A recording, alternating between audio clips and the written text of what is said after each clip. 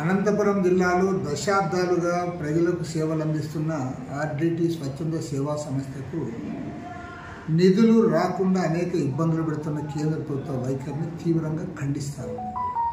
ఎందుకంటే ఇవాళ కేంద్రంలో అధికారంలో నరేంద్ర మోడీ ప్రభుత్వం ప్రతి విషయాన్ని మత దృష్టితో చూస్తూ ఉన్నారు తప్ప వాస్తవ దృష్టితో చూడడం లేదు.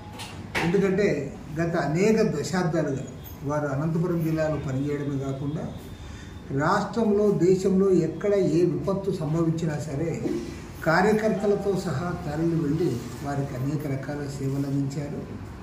సేవలు అందించడమే కాకుండా ఇవాళ అనంతపురం జిల్లాలో ఉన్న పేద వర్గాల్లో ఎంతో సంతోషం నిండి ఉందంటే వాళ్ళకి ఇల్లు కల్పించడంలో, ఉపాధి కల్పించడంలో, అదేవిధంగా వారికి విద్యను అందించడంలో కూడా ఆర్డిటి కీలక పాత్ర పోషించింది.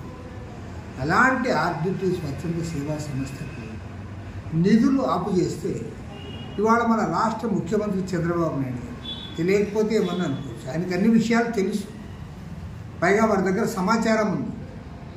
వారు స్వచ్ఛంద సేవా సంస్థగా పనిచేశారు తప్ప ఈనాడు కూడా మత మార్పిడులకు పూనుకోలేదు. అలాంటి సంస్థకు వారు నిధులు బంద్ చేస్తే ఏమాత్రం కూడా అడ్డుకట్టు వేయలేకపోతే, దాన్ని సరిదిద్దలేకపోతే ఈ రాష్ట్ర ప్రభుత్వం ఇది తెలుగుదేశం ప్రభుత్వమా లేకపోతే బీజేపీ ప్రభుత్వమా అని నేను అడుగుతాను.